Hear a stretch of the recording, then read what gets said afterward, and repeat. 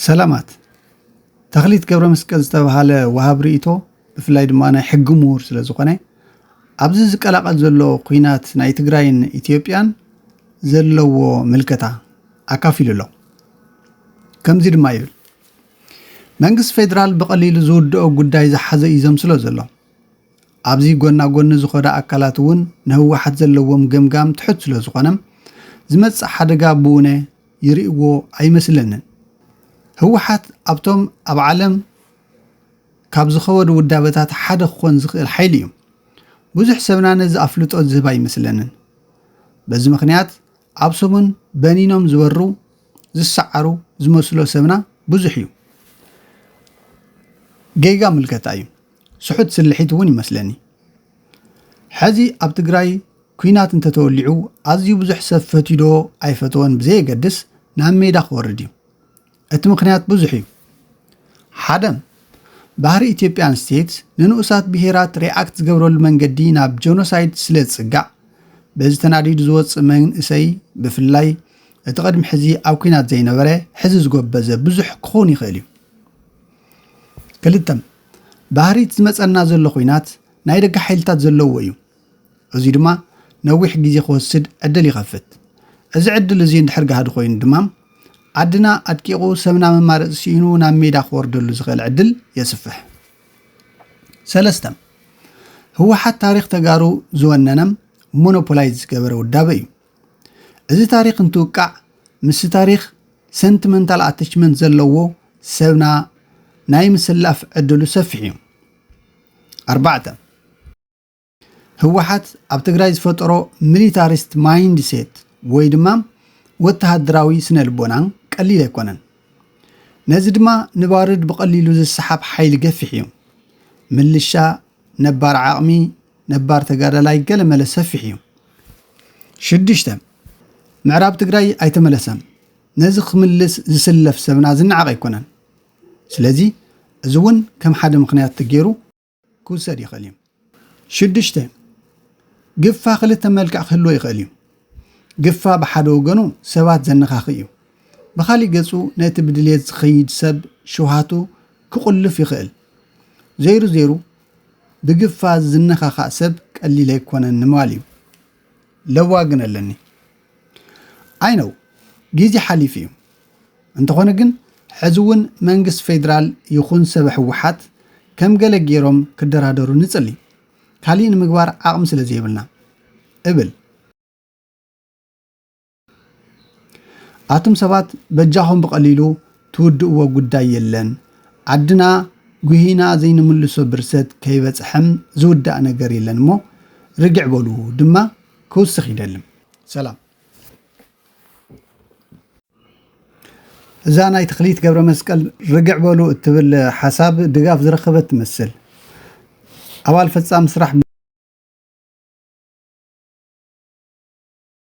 ዶክተር ብርሃን በላይ ብዛዕባ እዚ ሓሳብ ሂብሎ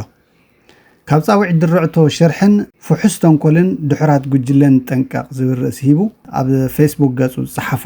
ክነግረኩም ኣብዚ ቐነ ኣብ ዝሓለፈ እዋን ዘጋጠመ ከቢድ ፀገም ዝጠፍአ ህዝብን ንብረትን ቀንዲ ተሓተቲ ክኾኑን ክኽሕሱን ኣብ ክንዲ ፃዕሪ ምግባር ሕዚ እውን ህዝብና ናብ ዓፀባን ፀበባን ክእትዉ ቆልዒ ሓዊ ክፅሕሩ ንዕዘብ ኣለና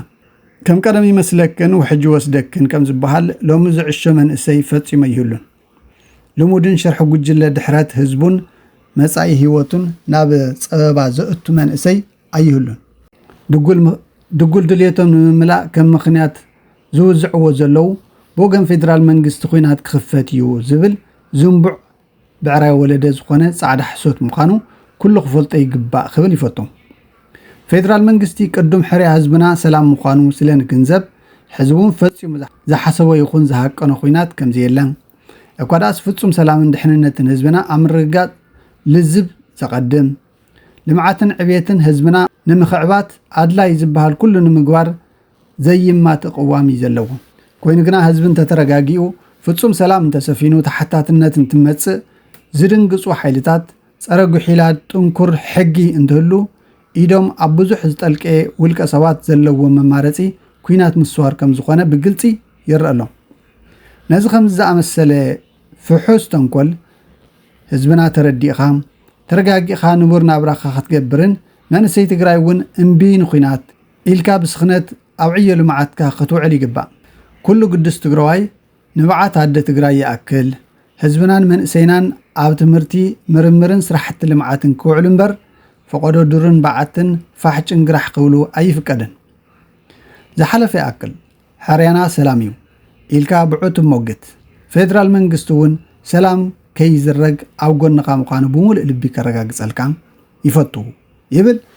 ኣብርሃም በላይ ኣባል ፈጻሚ ስራሕ ብልጽግና ካብ መጀመሪኡ እውን ምስ ብልጽግና ዘሚቱ ኣብ ልዕሊ ትግራይ ጆኖሳይድ ንኽፍጸም እጃም ዝወፈ ሰብ እዩ ኣብርሃም በላይ ማለት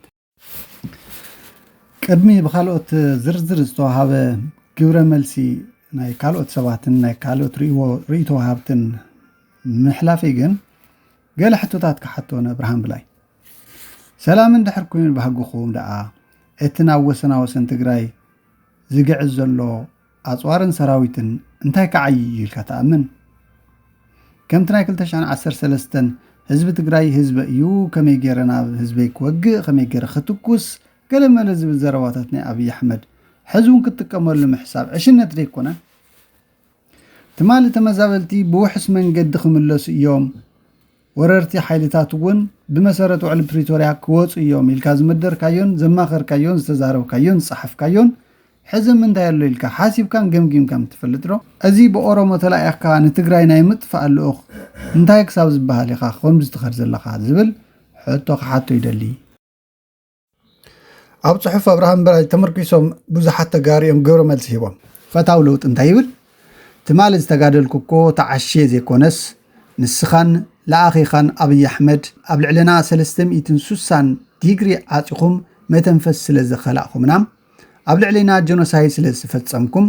ከም ትግራይን ተጋሩን ክተጥፍኡና ስለ ዝተለዓልኩም ካልኦት ምኽንያታትን ስለ ዝነበረን እዩ ተጋዲለ ትማሊ ዝተፈጸመ ጀኖሳይድ ንስኻ ዘጋጠመ ከቢድ ፀገም ኢኻ ትብሎ ንሕና ግን ዘጋጠመ ግፍዓዊ ጨፍጫፍ ኢና ንብሎ ጨፍጫፊ ግን ነዚ ከኣምነሉ ትፅቢት ኣይግበርን እሺ ንስኻን ሓልቓኻን ሰላም እንድሕር ትደልዩ ብተግባር እንዶር ኢና እዘን ስዕባ ነጥብታት እስኪ ተግባራዊ ብምግባር ተሓባብረና ኣብ ምዕራብ ትግራይ ጸለምቲ ዘለዉ ዕጡቃት ኣውፅዎም ኣብ ምዕራብ ትግራይ ዘሎ ዘይሕጋዊ ምሕዳር ኣፍርስዎም ኣብ ምዕራብ ትግራይ ዘሎ ዘይሕጋዊ ሰፋሪ ኣውፅዎም ምዕራብ ትግራይን ጸለምትን ኣብ ትሕቲ ግዝያዊ ምምሕዳር ክመሓደር ግበርዎም ተመዛበልትና ምስ መንግስታውን ጸጥታውን መሓውሮም ናብ መረበቶም ክምለሱ ግበሮም እዚኣቶም ድሕሪ ምግባርኩም መራሕቲ ሕወሓት ንውግእ ዘዳለዉ እንተኾይኖም በዓልና ክላሽ ሒዝና ክንቃለሶም ኢና ቅድሚ ግን ንስኻትኩም ከምቲ ንስኻን ሓለቓኻን ትብልዎ ሰላም እንድሕር ትደልዩ እዘን ነጥብታት ብዘይ ምንም ቅድመ ኩነት ተግባራዊ ግበርዎን እዚ ብሕታዊ ናይ ሰላም መንገዲ እዩ ብምባል ንኣብርሃም በላይ ግብረ መልሲ ሂቦ ማለት እዩ ሓውና ፈታዊ ለውጢ ንኻልኦት እውን ግብረ መልሲ ሂቡ ንኣብነት ኣነ እንተዘየለኹ መረፃ ኣይግበርን ምባል ኣይከኣልን ኢሉ ዝምድር ዘሎ ጀነራል ሳሞራ ዮኑስ ዝምልከት ርእይቶ እውን ይህቦ ኣሎ ኣነ ናይ ብልጽግና ፍርፋር ክበልዕ ስለ ዝደሊ ህዝቢ ኣብ ኬንዳ ዋላ ይበተን ግዛኣት ትግራይ ዋላ ይመለስ መረፃ ከካይድ ኣለዎ ምባል ኣይከኣልን ድሕሪ 2013 ዓመተ ምህረት ብዙሓት ናይ ታሪክ ሓተላታት ኣመዝጊብና ኢና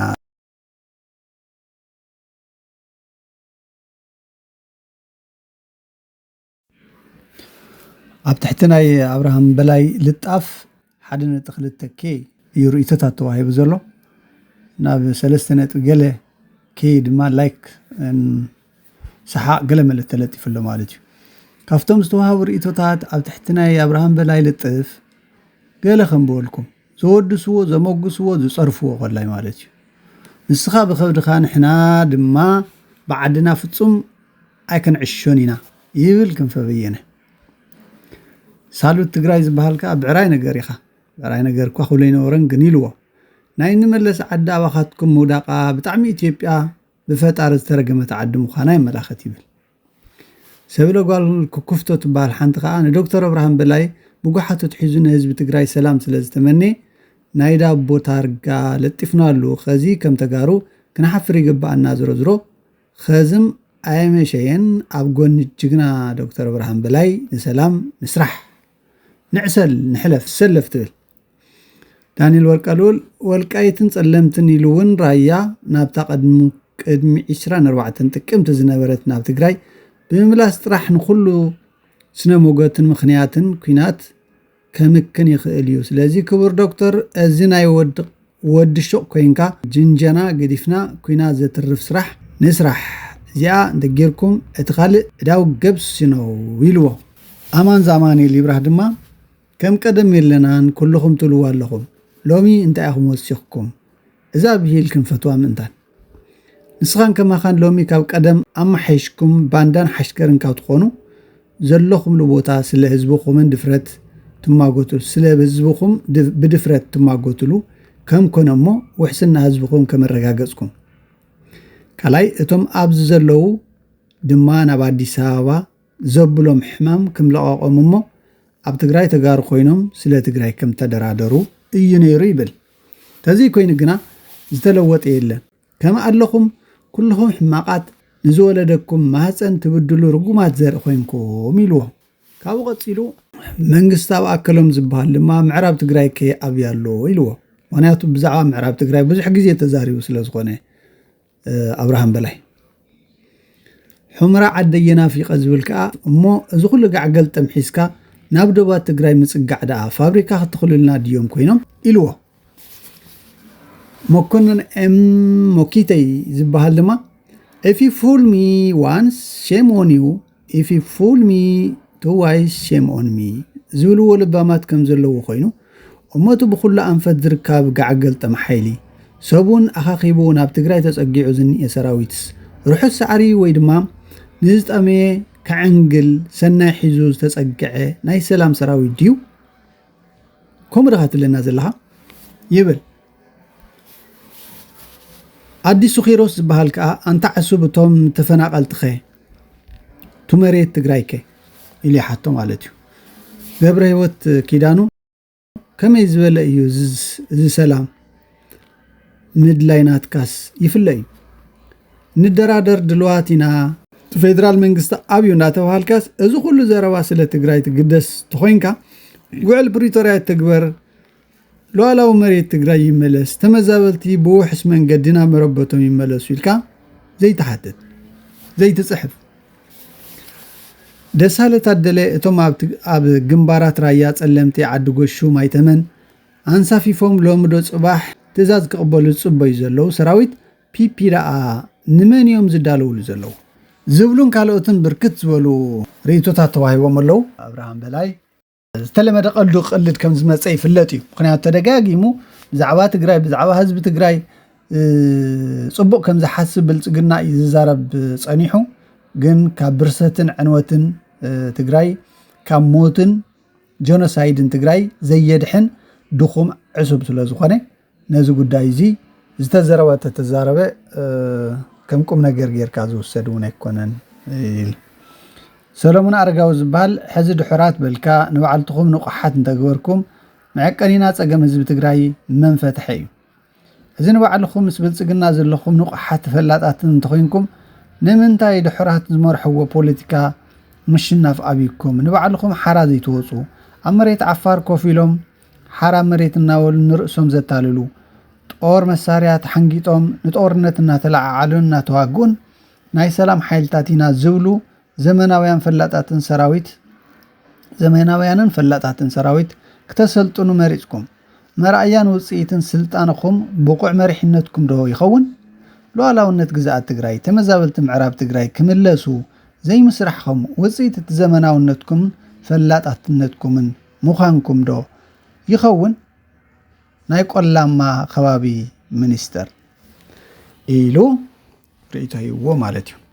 ስለዚ ኦል ኢን ኦል ክንሪኦ ተለና እዚ ንወድኹም እዚ ዘሎት ርእይቶታት ካሊእ ግዜ ብካሊእ ትሕዝቶ ክሳብ ንራኸብ ንሎማዓንቲ ዝነበረና ትሕዝቶ ኣብዚ ክንዛዝም ካሊእ ግዜ ዝተጠናኸረ ካሊእ ትሕዝቶ ሒዝና ክንመጽ ኢና ማለት እዩ።